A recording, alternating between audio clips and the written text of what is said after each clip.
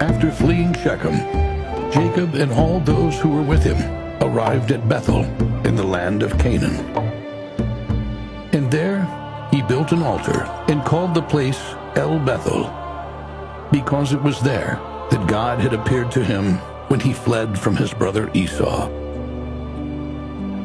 At that time, Deborah, Rebekah's nurse, died.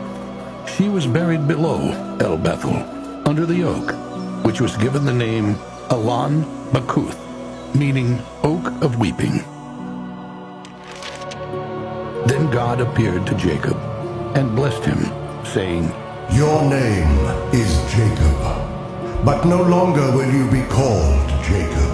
Your name will be Israel. I am El Shaddai, God Almighty. Be fruitful and multiply. A nation, indeed a group of nations, will come from you, and kings will descend from you.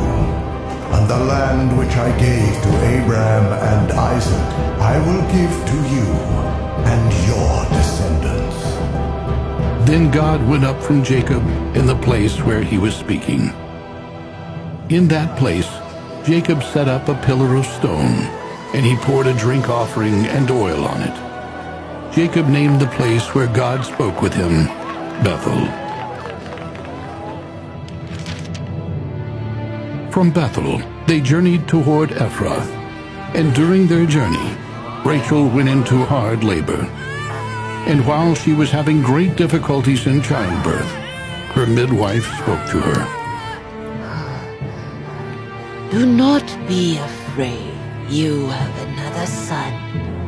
And as she breathed her last breath, Rachel named her son Ben-Oni, meaning son of my sorrow. But Jacob called him Benjamin, meaning son of my right hand. Rachel was buried on the journey to Ephrath, which is also called Bethlehem, and Jacob set up a pillar over Rachel's tomb.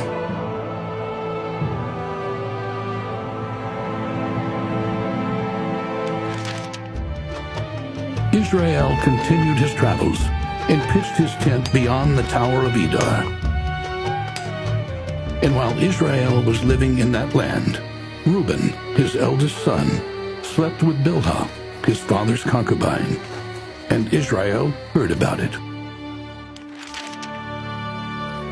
Then Jacob returned to see his father in Hebron, where Abraham and Isaac had lived as foreigners.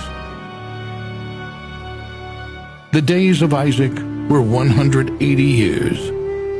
Then he breathed his last and was gathered to his people.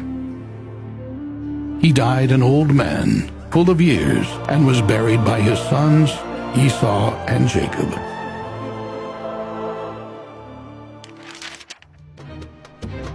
After Isaac's death, Esau gathered his wives, his sons and daughters, and all the members of his household, along with his livestock, and all that he had acquired in Canaan, and traveled to a new country, away from his brother Jacob. For their possessions had become too great for them to live in the same land, and the countryside through which they traveled could not support their livestock. Esau settled in the hill country of Seir, and he became the father of the Edomites.